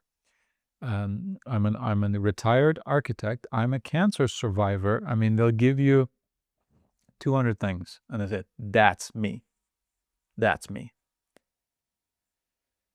And I mean, what would you say to them, right? You would say, oh my gosh, how do I tell this person they're not their age, they're not their name, they're not even their body, they don't have any possessions, right? And so the people who have the longest list, the most accurate, perhaps even the definition, are the ones, just like we all were at some point, the ones who know about the self the least, actually. So the emptier you get, the fuller you get, the less you know yourself, the more you know yourself. It's sort of that paradoxical sounding, although not really a paradox type of thing, right? And so, yeah, what can we say? I think that was a beautiful answer. And your question and the conversation you gave to us was even more beautiful than that. And I thank you very much for that. And like I said, it's becoming an inevitability for you. And this is just my person saying this, because what I say absolutely does not matter. Truth is truth, whatever it is. This is only my, what I think is my insight on it, my access to it, right? But Thank you. Thank you yeah, so much. in terms of just seeing, being able to communicate with so many people and seeing where certain things go, to me, it's an inevitability to you.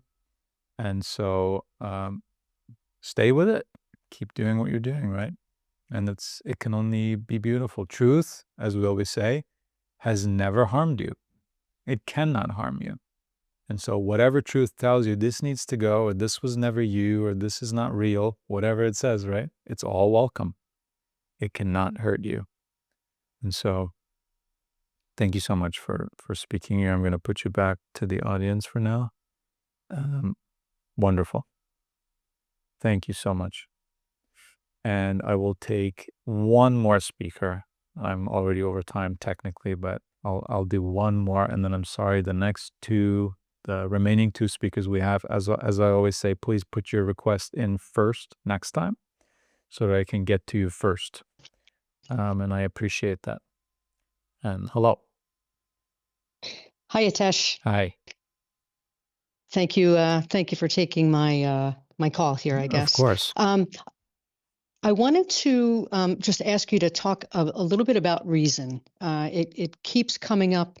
Well, it obviously keeps coming up in this realm. You speak about it a lot, and I want to just try to understand it. My understanding is that it allows us to examine, clarity and action. It also helps us to not get consumed by what's happening.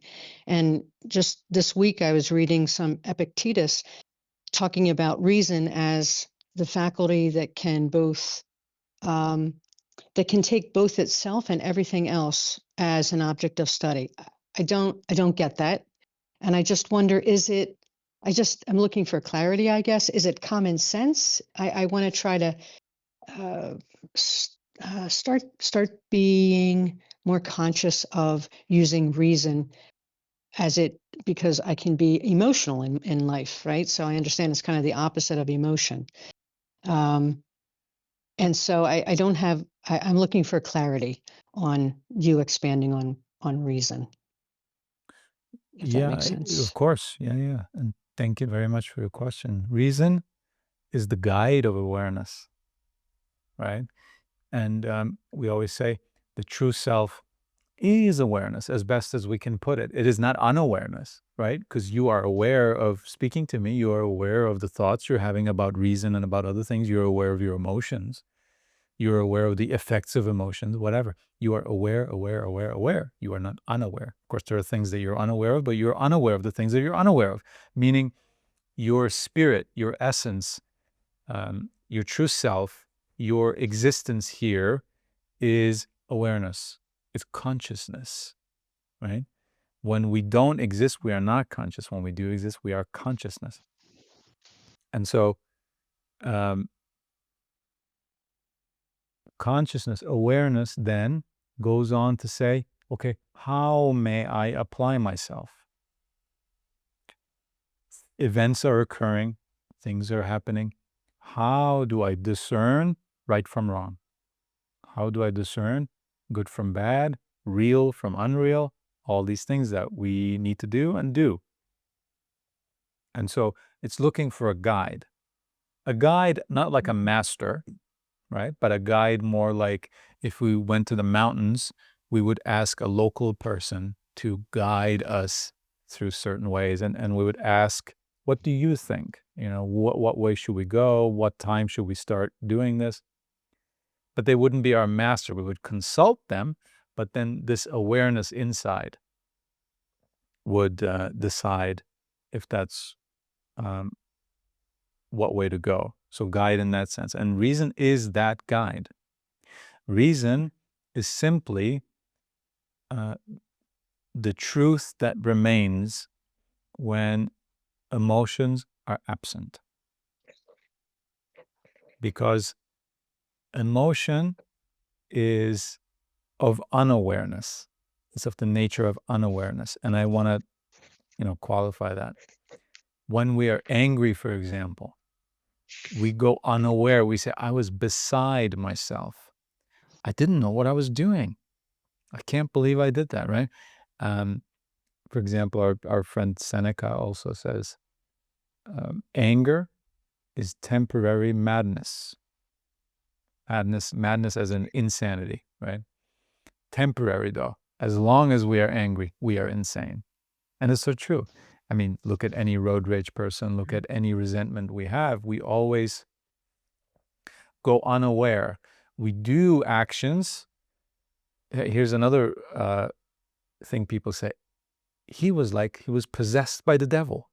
But he never acted like that before, right?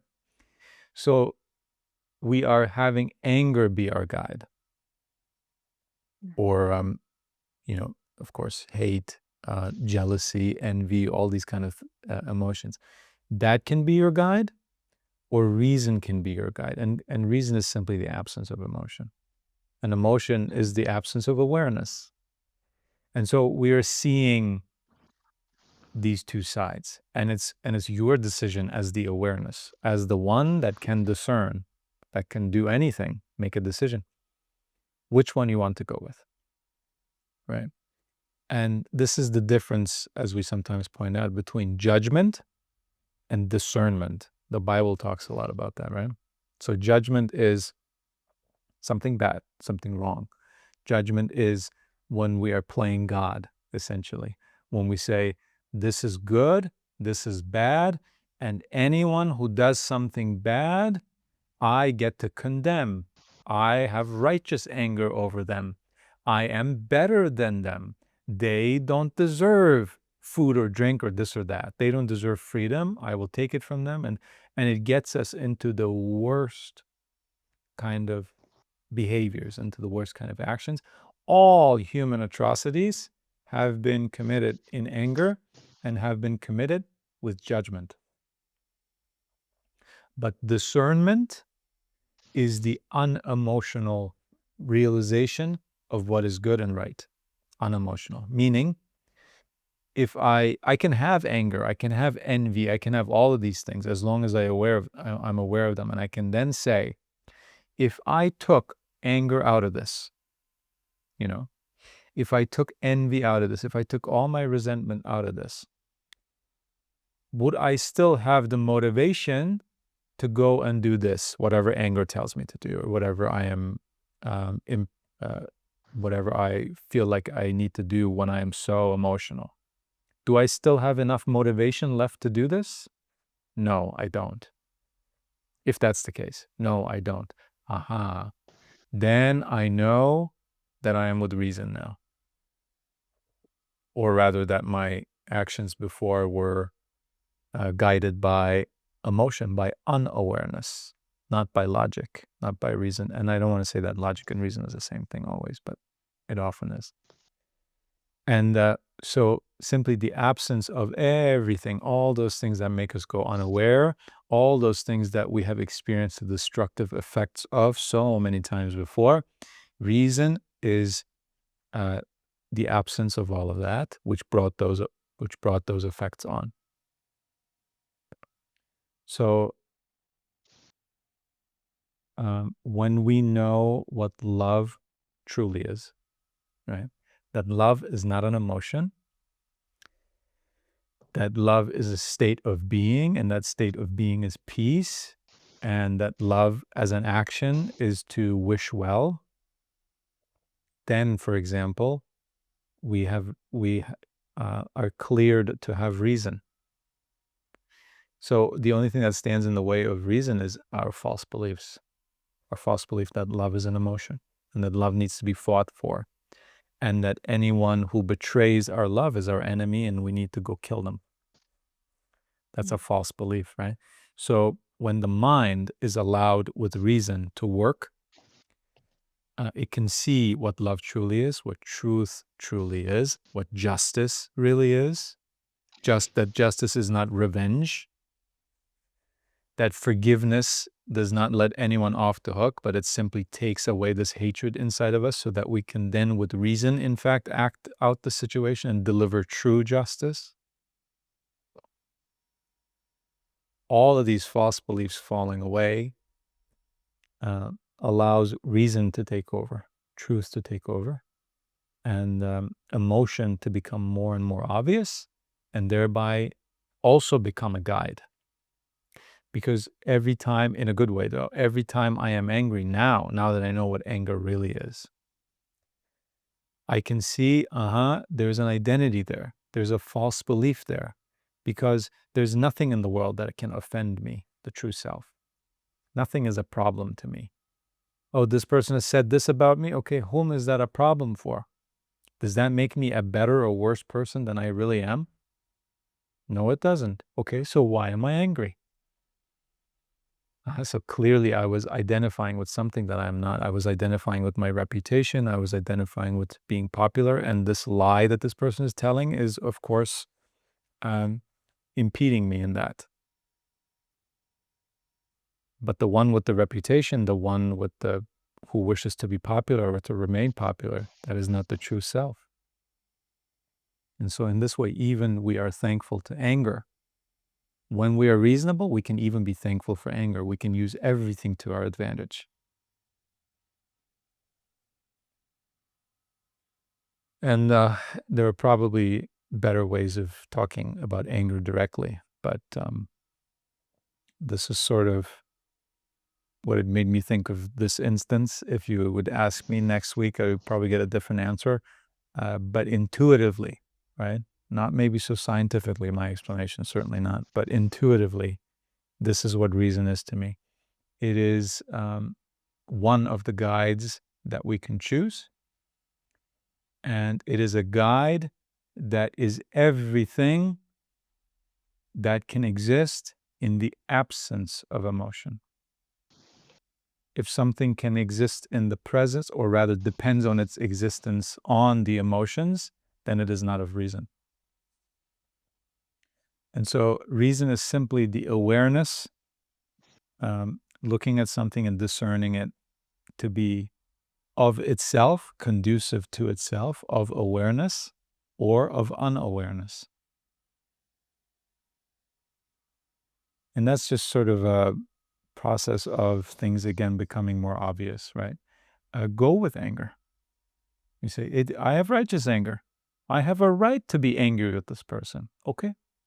Then go do everything that anger tells you. Everything. Double down on it. And see what happens. Only be aware, observe what happens. If you like what happens, next time anger comes, trust it 10 times more. Why not? But if you did not like what happened when you gave yourself to anger, then do it less and less and less. And it is simply this, every time you do less what anger says and you get a better result, that's when you know you are going towards reason. It's as simple as that. And at some point, reason itself becomes visible and you say, okay, this is it.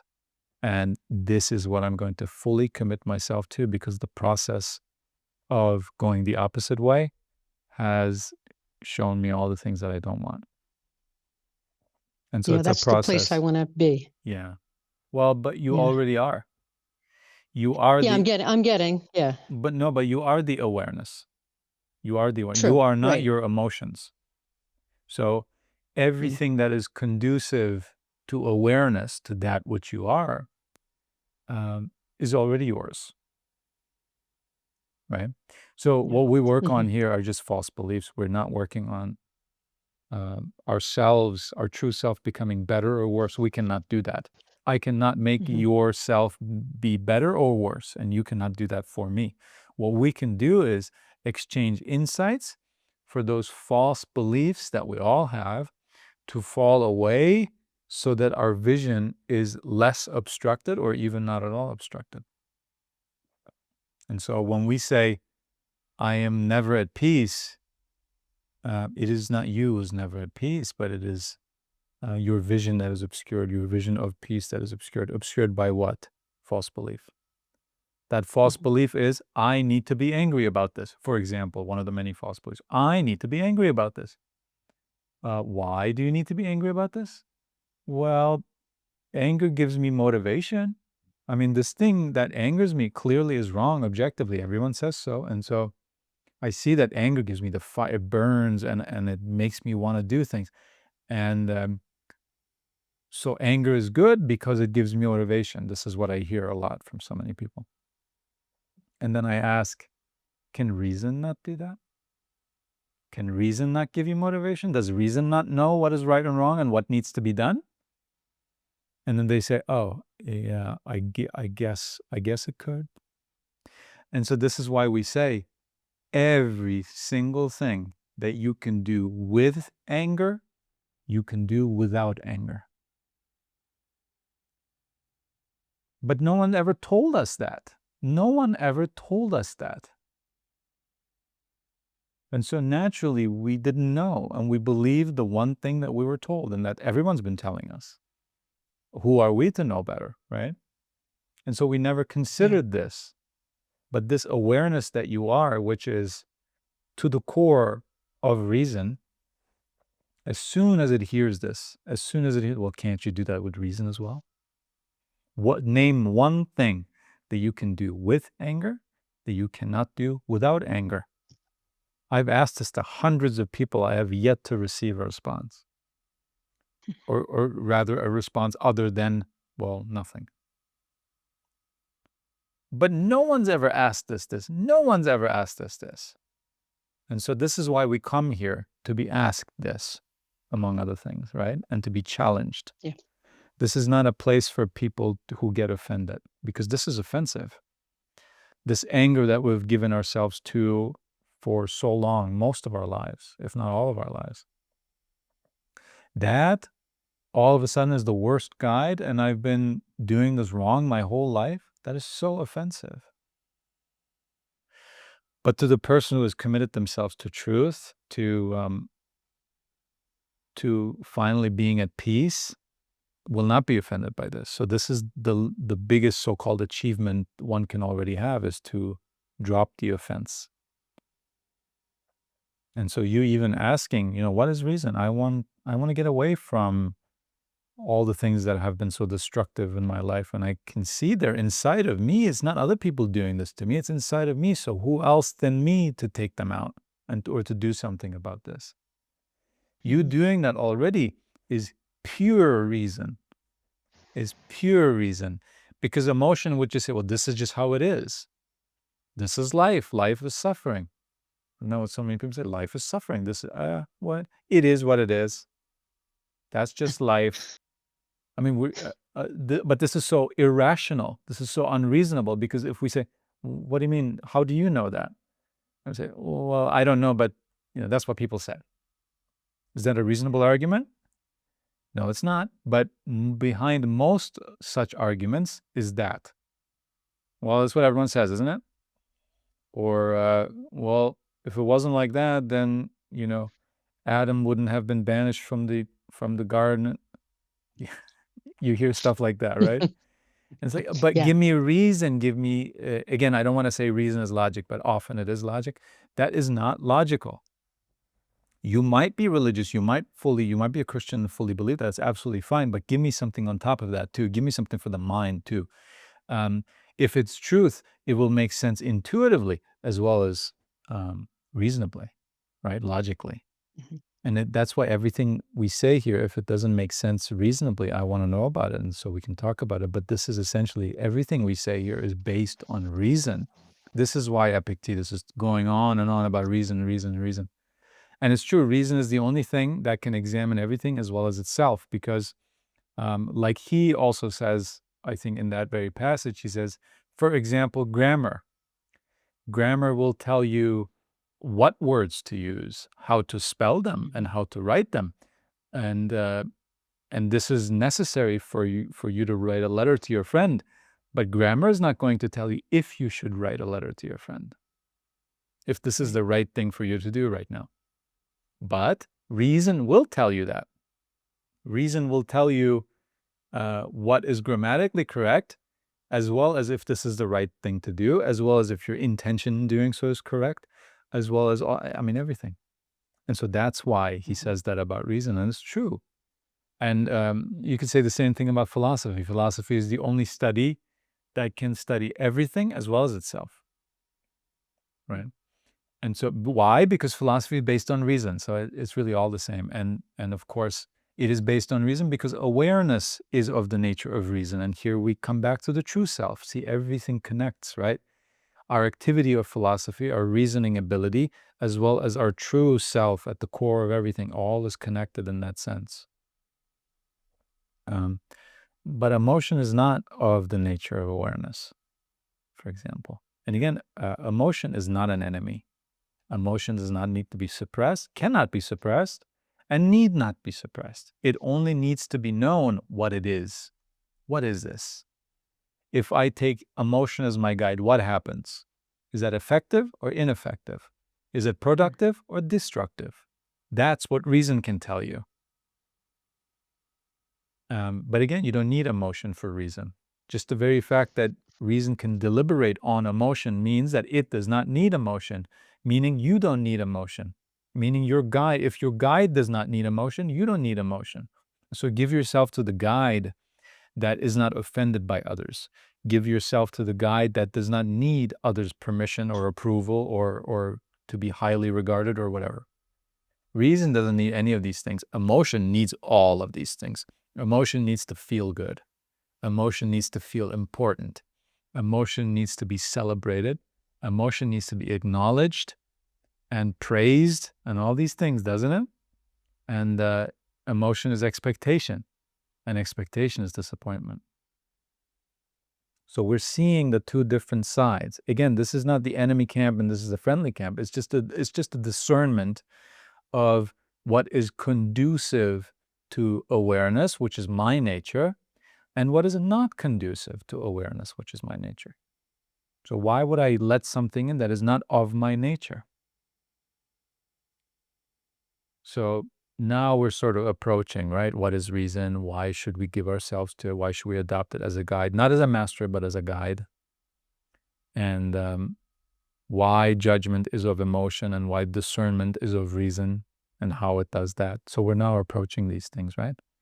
But I just want to fundamentally, say to you, you already have reason. You already are of reason. Your very nature is that which shares the same nature of reason. And everything that has ever made sense to you has made sense to you because you are a reasonable being. And so all we need to do is not get more reason. You do not lack reason, okay? What you might lack the definition of reason. You might ask people for definition. You might say, I'm confused about how it may be defined. Okay, fine. But we're only trying to define something which you already fully possess. And so, once again, it is not that we lack reason. It is that we lack a certain vision, right? And I also always say, even the vision is fully there. Even the vision is fully there. It is completely working. It's just obstructed. Obstructed by what? Once again, false beliefs.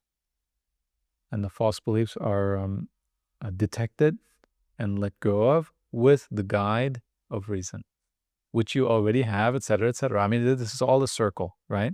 Wherever we enter, we always come back around to the same thing. And so you're already there. The voice that tells you you're confused, you don't know, you're so emotional, you make mistakes, blah, blah, blah, that can keep talking. This is not a problem to you. This is the most important thing to take away, I think, from everything everyone has said here. Nothing is a problem. There is no such thing as a problem. Let those thoughts, emotions come up. It is not a failure of yours to feel an emotion. It is not a failure of yours to have a thought that you really don't want to have anymore. It's just not a good thought. Okay, fine. But the fact that it comes up is not a problem to you. It is not a failure of yours. And if these thoughts start coming less and less, that is not a success of yours. Okay? It's just not a problem to you. Let those things come. You have peace even though they are there. These things do not need to go away for you to have peace. You already are of peace. You're sitting right in the middle of it. Your entire being is beauty. I mean, you are the light of this world because you're awareness. Awareness is the light. Unawareness is darkness. So by being simply that which is awareness, your very nature, you are already the light of this world. The light just needs to see that it is the light, that everything that is lit up around itself, that light which lights those things up comes from it. The light that lights up your problems, your so-called problems, your emotions, your thoughts, everything that is an issue for you, everything that is a loss, all these things are lit up, are being seen with the light that comes from you, that emanates from you. These things cannot be observed, be aware of, be conscious of without consciousness, awareness itself. This is what you're emanating. But because what you are emanating is some of those things are ugly, you think you are the ugliness, or the ugliness that you are illuminating is a concern to you. It's a problem for you. It somehow makes you lesser. It does not. And reason is simply that which shows you these things. But again, even reason cannot change the way things already are. You are the light of this world. Those things that you think you lack, you do not lack. The ugliness is not you. The ugliness is not a problem to you. It is not your responsibility to fix anything, because you are perfect. And so, like I always say, we do not lack peace, we lack the vision of it. Mhm. And so when you come here, you work on your vision, you do not work on yourself. You already are what you are. And that what you are is at peace, is aware, is awareness. And nothing, and I mean nothing, can make it worse or better. Two perfect circles. One of them is a very large perfect circle. The other one is a smaller perfect circle. The smaller perfect circle is not less perfectly round than the bigger one. But for some reason, we look at a bigger circle and say, that's more perfect. No, it's not. They're both perfectly round. A bigger circle, the size of the circle does not make it more perfect. Right? And so this is that vision we're talking about, to see this, to know this, which you already do, actually. It's just a reminder. And if you thank you. allow this vision is just going to grow. Right? Because again, it's a vision of what is already there. So maybe we're looking through a small hole and that hole is going to get larger, whatever analogy you would like. But it's going to happen. It's inevitable. Okay? Yeah. Thank you. That's helpful. That's a really thorough review. Thank you. I appreciate that. And keep asking. I mean, I very much welcome it. There's no expectation here of any kind. Next week you can come and say, I thought about what you said last weekend. That still doesn't make sense to me, but I know perhaps why it doesn't make sense. But what about this? Right? And then we'll continue that. And I don't do this for other people. I do this for myself. If you come here and say, this didn't make sense, then I know for a fact that I don't have the vision of making it sense to someone else, right? And so then we can talk about it so that we can say, I see, that's why this was unclear. And that actually makes me see that I didn't quite understand it either. It's whatever comes out of it is going to be truth, and truth has never hurt us, right? So Yeah. I ask you for the favor of you coming back and asking this again if this didn't quite make sense, or you know what, it did make sense, and then I thought about it some more and I had this realization. I want to share that. That's a huge gift that you can give to someone else, right? And again, you don't have to. You have no obligation whatsoever to do that.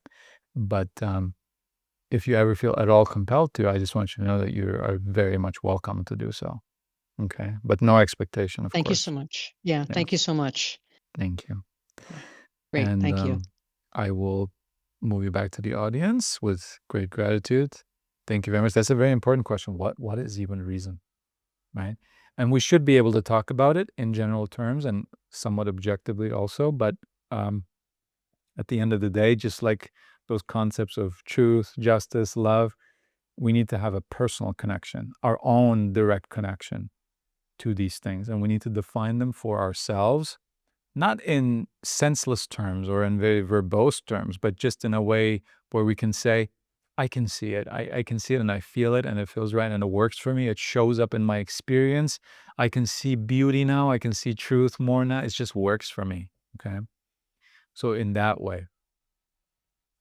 And these are, as always, just suggestions for you to take some part of, all of, nothing of, but it makes you think of something, whatever it does for you, it's all great. It's all great. And it's all to your advantage, so to speak. And once again, this has been beautiful. Thank you so much. I do want to encourage everyone here who's listening and who has the ears to listen to this, to not get lost in these things. Okay, this is a beautiful place. It's a place of kind, like-minded, generous, very, very lovely people. But even that can be a distraction. Even that can be a distraction. At the end of the day, it must be you, with you, doing things for you and by yourself. Not relying on other people, not needing other people, certainly not using other people as a distraction. And this is perhaps one of the trickiest traps, because we'll say, okay, this is a place of beautiful people, like-minded people. This is philosophy. This is truth. This is love. This is an assemblage of aware human beings. So how can this be a distraction? I mean, come on, I can spend as much time as I want here. No, that too can be a distraction from the work of life, from awareness, from stillness, from peace, because we're trying to enhance the present moment. The present moment is not good enough for us. And so let me go to Discord and let me talk to some like-minded people about philosophy. That too is an escape. That too is a distraction. And so the last thing I want this place to be is to be a distraction and or an escape for you. This is a place to come to with awareness. I have something to share, or I have a question, and I'm here as part of my work of life and my exploration. But first and foremost, I know I do not need this place. And first and foremost, I know that my work, so-called, needs to take place inside of me, by myself, with myself. And that others cannot save me. Others cannot make me better. Okay? I just want to say that because sometimes I see conversations on here that, first of all, nothing to do with philosophy, which is entirely fine. There's a place and time for that too. Everything is intention and not outcome. Everything is intention. It all depends on with what intention is that being done. But sometimes even the right conversation can be wrong. It can be a distraction, right? So all I'm saying is what I'm saying with everything at all times in different ways. Be aware. Be conscious of what you're doing right now, and most importantly, why you are doing it. What is my intention in clicking the Discord app? Is my intention to distract myself? In which case it is wrong. Is my intention to actively pursue something which I'm reading, journaling, thinking about? Okay, then it is right. See, the same action can be right or wrong. And so always keep a watch on your intention. As long as you do so, nothing can happen to you. Nothing can happen to you, but that must be done. That must be done. It's not negotiable. If you lose awareness of your awareness, if you lose consciousness of your consciousness, of the true self, what you are really doing and to what end you are doing whatever you are doing, if you lose that, you are in unawareness.